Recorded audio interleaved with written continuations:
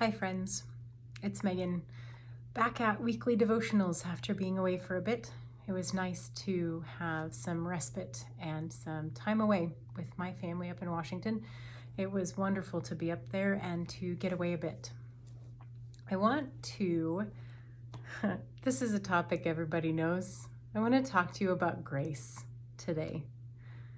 We all know that word, don't we? It's the name of many churches. It's the name of many organizations. It is, in fact, it's actually our daughter's middle name.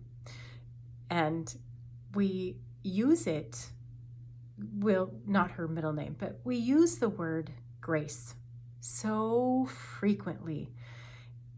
And oftentimes, I think that it's probably lost some of its weight. If you think about that word, it's a pretty heavy word. It has a lot of connotations, and it carries quite a bit of meaning with it. And I think it is thrown around quite frequently without regard to its meaning and its weight. I was reading some of my old notes from some seminars I'd gone to when we lived in Washington, and I found them, shocking I know, quite applicable for right now. I know that's shocking. Grace, applicable at all times. Yes, I get it's a stretch. I was reading on a definition I was given of mercy and a definition of grace. And I wanted to share that with you because I found it very important to remember right now. Mercy. It's not getting what we deserve. We deserve punishment for things we've done. You know how it goes. You do something wrong, you are punished for it. Mercy would be not getting punished for something we deserve to be punished for. Grace is getting what we don't deserve.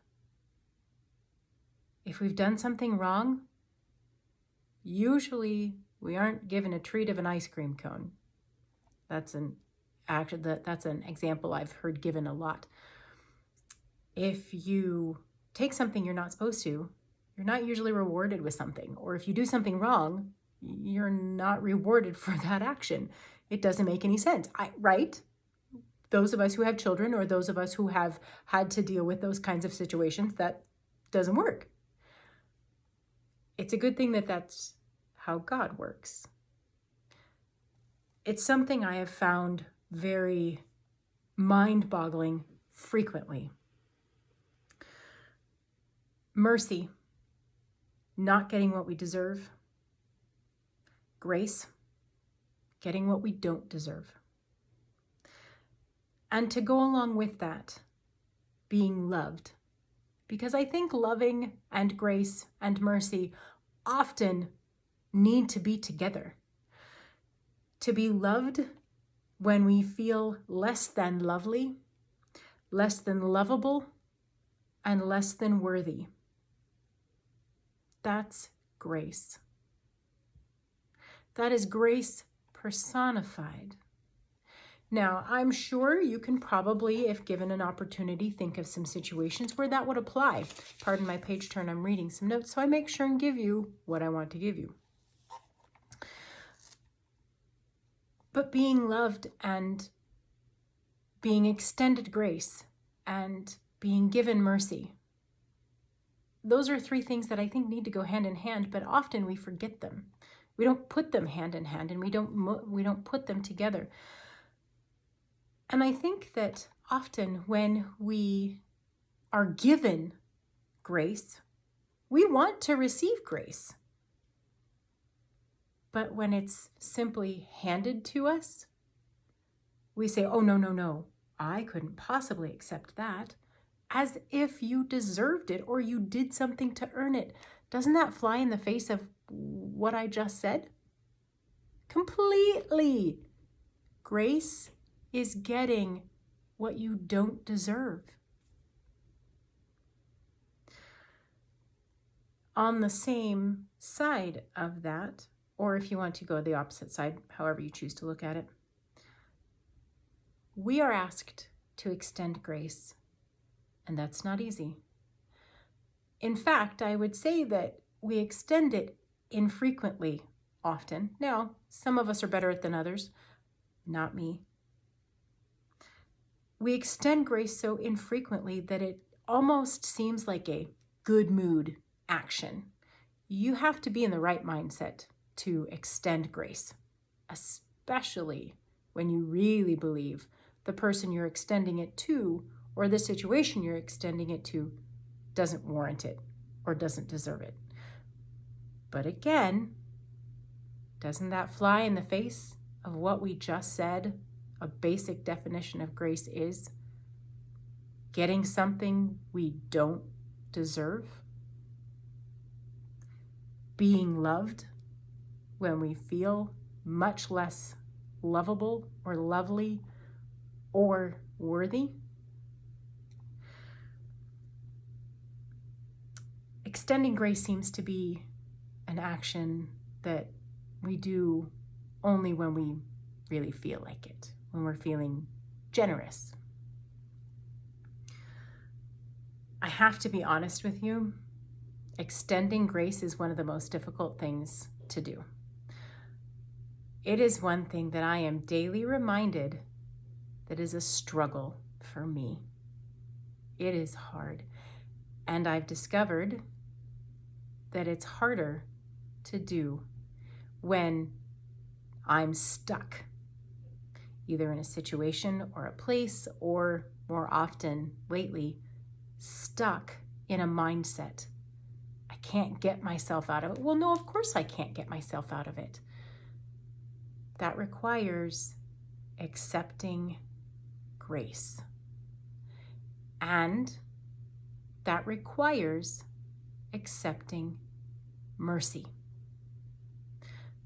Mercy, not getting what we deserve. Grace, getting what we don't deserve. As if we were meant to earn something. Brothers and sisters, you know full well we didn't earn the grace we were given by Jesus or by God or anything else. But that's why God is so amazing. That's why grace is such a weighted and phenomenal and heavy thing to receive. Because we are taught so often that we have to get what we deserve or what we've earned. Not this time. Not this time, friends. We are given it freely. We are given it without question, and we are given it without merit. Because there's nothing we can do to earn it. It can be a sensitive topic, and I understand that. But it is a topic I think we need to start really looking at. Because when we extend grace and when we extend mercy, we realize that it comes right back to us. I want to share a couple Bible passages with you from the Psalms. The first one is Psalm 3. The very beginning, it's Psalm 3, 1 through 5. This is a psalm of David,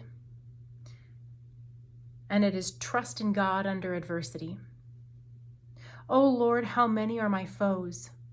Many are rising against me. Many are saying to me, there is no help for you in God. But you, O Lord, are a shield around me, my glory and the one who lifts up my head. I cry aloud to the Lord, and he answers me from his holy hill. I lie down and sleep. I wake again, for the Lord sustains me. That is grace. The second one I want to share with you is Psalm 32. I apologize. One ahead of myself. Psalm 32, This is entitled The Joy of Forgiveness. This is Psalm 32, 1 through 7. Again, loving, grace-filled, and mercy. Happy are those whose transgression is forgiven, whose sin is covered.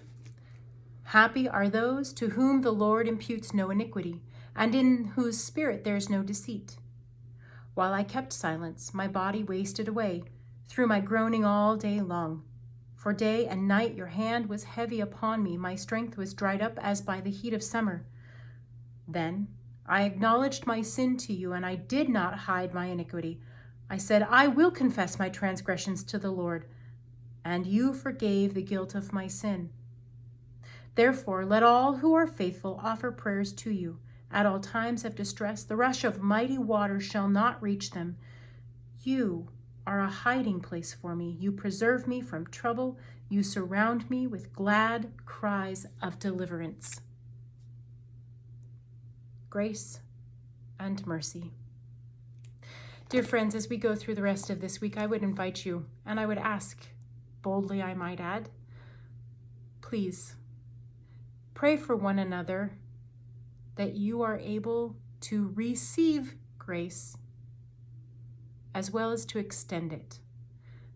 And I would ask boldly as well that you pray for me so that I can extend grace and mercy and I can receive grace and mercy. Because I think once we begin, I know once we begin to truly do that, we will see marvelous things, knowing that God is within that.